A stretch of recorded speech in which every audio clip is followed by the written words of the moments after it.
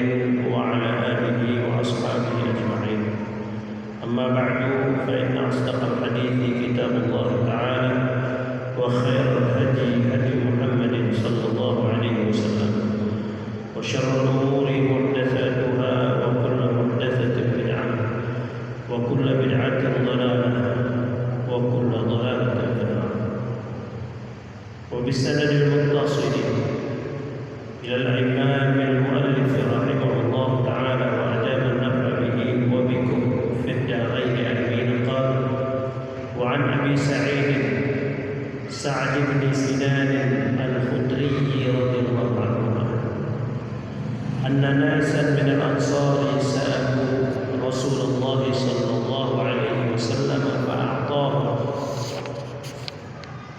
سألوه فأعطاه حتى نفد ما عنده فقال لهم حين أنفق كل شيء بيده ما يكن من خير فلن أدخره عنكم ومن يستعفف يعفه الله ومن يستغني يغنه الله ومن يتصبر يصبره الله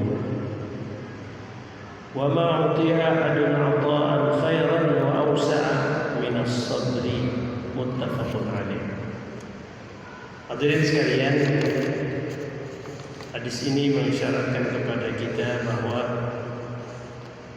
kesabaran itu memang tidak ada duanya.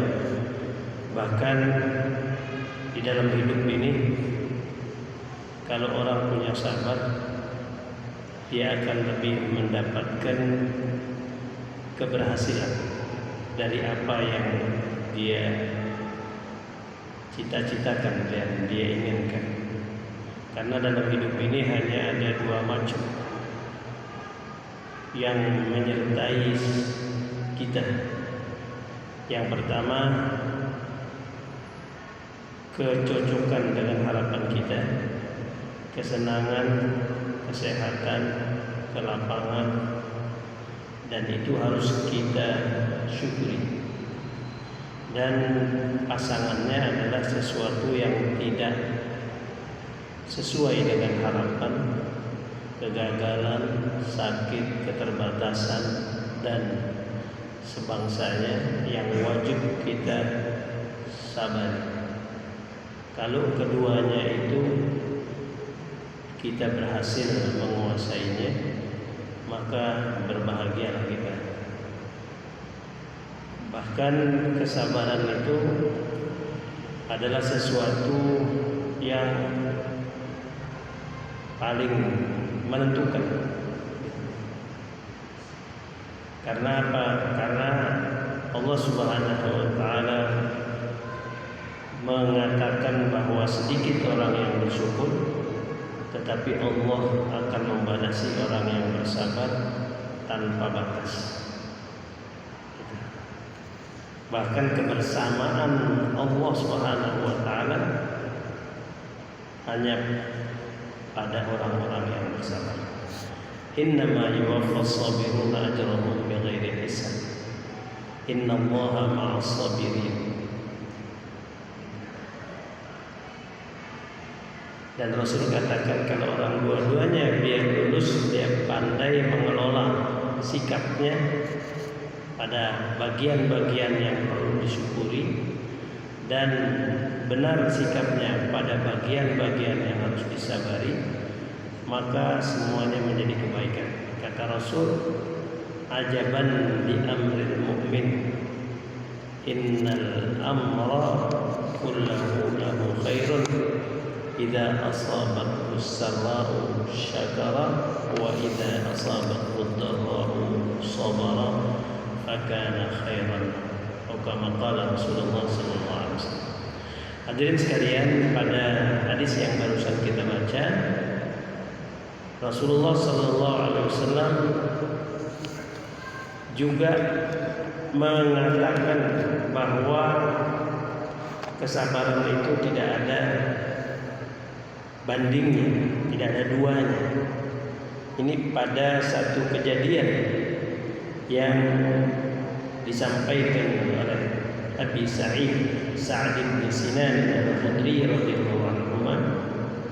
Beliau yang menyaksikan kejadian ini, beliau katakan anna nasa minal ansari sa'alu Rasulullah, bahwa banyak orang manusia, dikatakan nasan minal ansar, orang-orang dari suku Ansar, yaitu orang-orang Madinah, sahabat-sahabat Rasul. Sa'alu Rasulullah sallallahu alaihi wasallam, minta, bermohon kepada Rasul sallallahu alaihi wasallam. Jadi talabu minhu malan wa nawalan. Rasulullah tercatat beliau ketika meninggal dunia tidak meninggalkan harta, padahal harta yang lewat tangan Rasul itu gunung emas. Jadi artinya ada kemenangan dari perang yang banyak beliau dapatkan, kan itu khumus, itu bakal kepentingan yang doa dan orang-orang yang berjihad. Terus kemudian belum lagi hadiah dari raja-raja. Tetapi beliau dicatatkan bahwa meninggal tidak meninggalkan apa-apa. Ketika beliau pulang ke rahmatullah, tidak meninggalkan harta. Bahkan semua rasul la yuwarithu dinaran wala dirhaman. Beliau tidak mewariskan harta benda yang banyak. Tetapi lewat dalam kesempatan hidupnya harta yang berlimpah banyak. Makanya dalam kesempatan lewat harta itu Rasulullah sallallahu alaihi wasallam memberikan kepada yang berhak. Di sini diceritakan anna-nasan minal ansar sa'alu Rasulullah. Mereka memohon, meminta kepada Rasul, talabu minhu malan wa nawalan. Ada harta-harta yang banyak. Ada pemberian dari raja-raja, ada kemenangan dari peperangan, pampasan gitu selain. Fa'atahum, Rasulullah berikan kepada yang meminta. Karena masih banyak, summa sa'aluhu, mereka minta lagi. Fa'atahum, diberikan sama Rasul. Ya, yang minta terus dikasih. Yang perlu, yang enggak perlu, yang mereka berani meminta berarti dia hajat gitu. Hatta nafida ma 'indahu, sehingga habis apa yang di tangan baginda Rasul sallallahu alaihi wasallam. Ya, faniya wa dhahaba al-infaq wa lam yabqa minhu syai'. Jadi enggak ada sisanya lagi. Sampai-sampai kalau dia habis membagikan itu barang yang banyak begitu, sampai ditanya, masih adakah yang tersisa gitu. Sampai istrinya juga tanya gitu, masa nggak dibawa pulang sedikit pun? Ada haknya. Dia bilang semuanya diberikan kepada yang berhak. Jadi hatta nafida ma 'indahu, sampai habis. Faqala lahum hina anfaqa kulla syai'in biyadihi. Ada orang yang mengatakan kepada faqala lahum hina anfaqa kulla syai'in biyadihi, maka dikatakan oleh Rasul kepada mereka hina, manakala beliau sudah menghabiskan semua, diinfakkan semua yang ada di tangan beliau. Beliau katakan, ma yakun min khairin falan addakhiruhu ankum. Kalau masih ada nilai-nilai kebaikan gitu yang ada, falan addakhiruhu ankum, saya tidak akan menahannya untuk kamu minta. Dikasih sama Allah, dikasih sampai habis gitu. Makanya dikagumi sama orang-orang yang kafir sekalipun, dia katakan beliau menginfakkan sesuatu tanpa khawatir miskin. Ya, sebab itu datang, dia pergi, datangnya dari Allah, terus kemudian disalurkan sesuai dengan arahan syariat gitu. Sehingga mereka tertarik dengan Islam. Seseorang yang memberi tanpa takut kehabisan untuk dirinya sendiri. Bahkan bukan Rasul saja, para sahabat juga yu'thiruna ala anfusihim walau kana bihim khassasah. Mereka mengutamakan orang lain walaupun dirinya lebih memerlukan gitu. Tapi setelah beliau kasih semuanya yang di tangan itu diberikan kepada orang yang meminta, beliau katakan, saya tidak sisakan sedikit pun dari nilai-nilai itu untuk kepentingan kamu. Wa may yasta'fif yu'iffahu Allah. Tetapi orang yang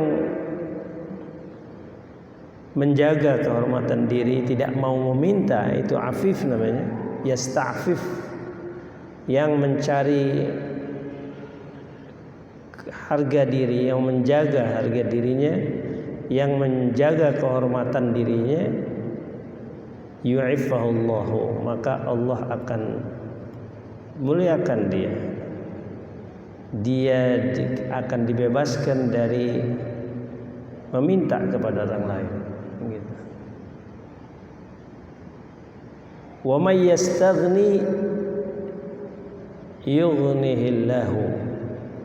Kalau andai kata dia merasa cukup dari apa yang ada, karena orang-orang kadang meminta mau lebih gitu, bukan sekedar cukup. Tetapi kalau andai kata cukuplah ini, ya, bukan istilahnya lagi tren yang model lain, jadi terus diminta lagi yang lain, yang baru. Enggak. Wa may yastaghni, siapa orang yang merasa cukup, yughnihillah, maka Allah akan cukupkan dia. Wa may yatasabbar yusabbiruhu Allah.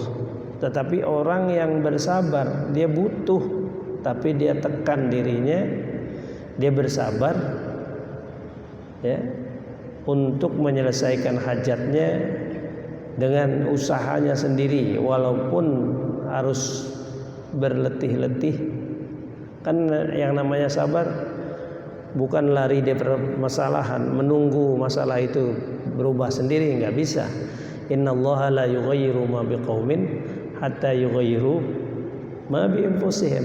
Jadi orang sabar itu artinya orang sakit misalnya, sabar aja nungguin baik, nggak berobat, nggak cari sebab, itu namanya orang dungu, bukan orang sabar, gitu.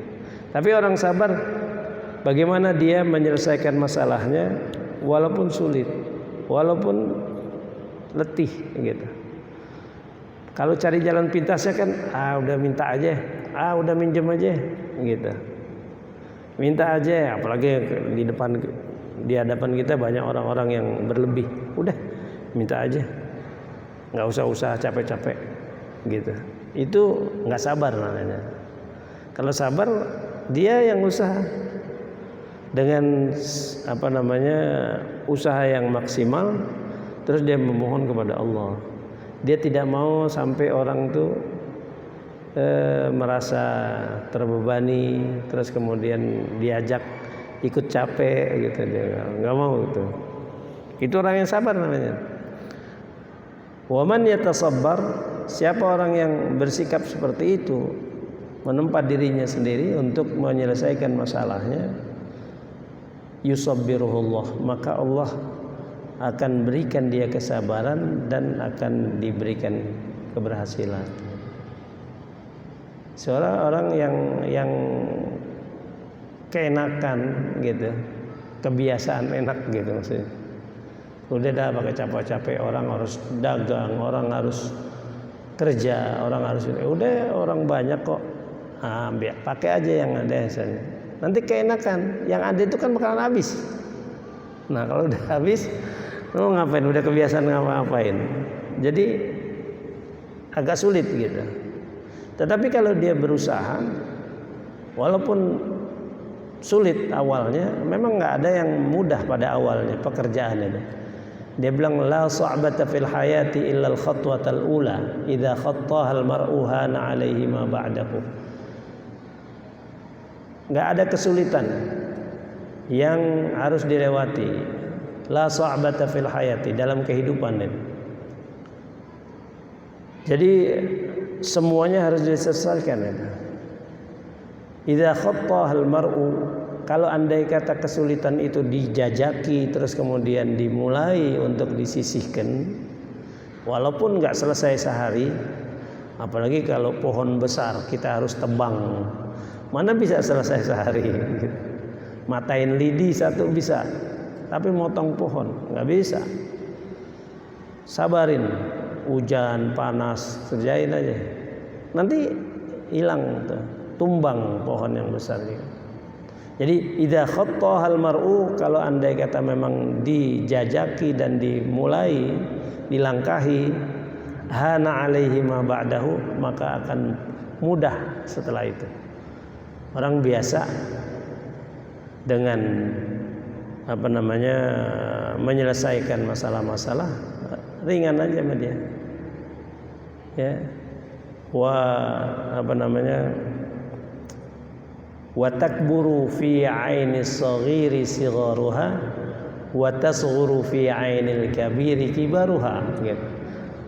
Wa tasghuru fi 'ainil kabir, menjadi kecil di mata orang yang berjiwa besar sesuatu yang besar.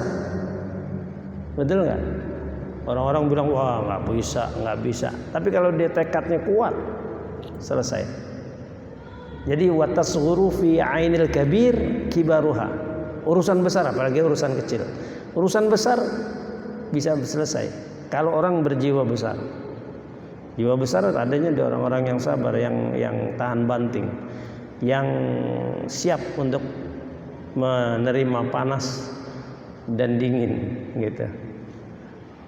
Artinya hujan dan panas dalam rangka menyelesaikan hajatnya dia lakukan. Jadi tasghuru fi 'ainil kabiri kibaruha wa takburu fi 'ainis shaghiri sigharuha. Sementara orang yang berjiwa kerdil, jangankan urusan yang besar, urusan yang kecil, mau ke masjid aja, baru keluar pintu, bukan badannya yang keluar, tangannya keluar.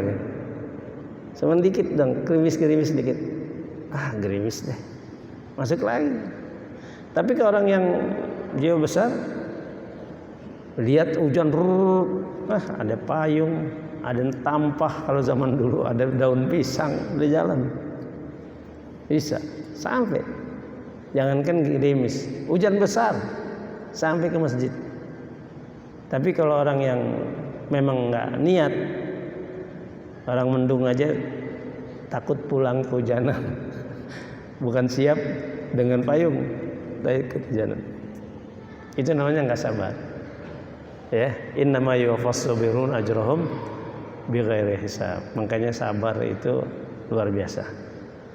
Innallaha ma'as sabirin.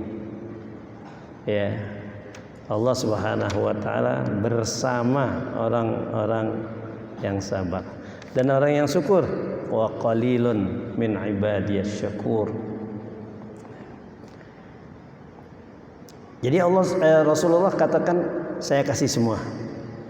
Nilai-nilai yang masih ada nilainya, yang dimaukan, yang diinginkan oleh orang, nggak pernah aku tahan. Ayo. Tapi Rasul bilang, wa may yasta'fif yu'ifahullah. Yang menjaga diri Allah muliakan. Yang merasa cukup Allah cukupkan. Tapi yang bersabar Allah kasih kekuatan dia untuk bisa bertahan. Yusabbiruhullahu. Terus kemudian ditutup hadis Rasul dengan kata-kata wa ma utiya ahadun 'ata'an khairan wa awsa' minas sabr. Tidak ada seseorang yang diberikan karunia yang lebih baik dan lebih luas daripada kesabaran. Ya, kalau orang udah dikasih sabar, itu namanya kebaikan yang besar, kebaikan yang luas, kebaikan yang tidak ternilai. Ya, muttafaqun alaih. Hadis yang kedua, itu mudah-mudahan itu termotivasi kita ya, termotivasi. An Abi Yahya Suhaib bin Sinan radhiyallahu anhu qala Rasulullah sallallahu alaihi wasallam. Ini mungkin hadis yang tadi saya katakan, teksnya mungkin lebih sempurna ya. Qala Rasulullah sallallahu alaihi wasallam, ajaban li amril mu'min, luar biasa. Kalau orang sekarang bilang, anak-anak bilang ajib. Kalau ajib itu sesuatu yang keren gitu. Ajib. Ajaban li amril mu'min, luar biasa urusan orang mukmin, orang yang beriman, yang betul-betul beriman. Kenapa? Inna amrahu kullahu lahu khairun. Sesungguhnya perkara orang yang beriman itu semuanya bagi dia itu lebih baik. Khairun itu isim tafdil ya, walaupun bukan akhyar tapi khair, afdal ya, tapi syar sama khair itu lebih, artinya ada penekanan, lebih baik, lebih buruk gitu. Isim tafdil ya. Jadi inna amrahu kullahu lahu khairun, semua urusan yang terjadi pada orang-orang yang beriman itu baik. Walaysa dzalika li ahadin illa lil mu'min. Tidak seperti itu siapapun kecuali orang yang beriman. Ya, orang yang beriman beda dengan orang lain. Sebab orang yang beriman, apa yang dikatakan Al-Quran dia percaya dan yakin betul. Inna ma'al usri yusra fa inna ma'al usri yusra. Artinya Allah Subhanahu wa taala menciptakan segala sesuatu berpasangan. Subhanalladzi khalaqal azwaja kullaha. Semuanya dikasih pasangan-pasangan. Kalau Anda kita lagi senang, malah kita lagi mesti berpikir datang sulitnya kapan nih gitu. Kita mesti curiga ada. Kalau kita lagi banyak duit, kita mesti curiga nih. Ini alhamdulillah nih lagi banyak nih. Tapi kita mesti curiga. Satu saat la qadarallah gitu. Mungkin relatif gitu. Kita lagi nggak punya duit gitu. Tapi kalau kita lagi nggak punya duit, kita juga harus yakin bahwa pada gilirannya kita punya duit. Sebab Allah menjadikan segala sesuatu berpasangan kan. Subhanalladzi khalaqal azwaja kullaha gitu.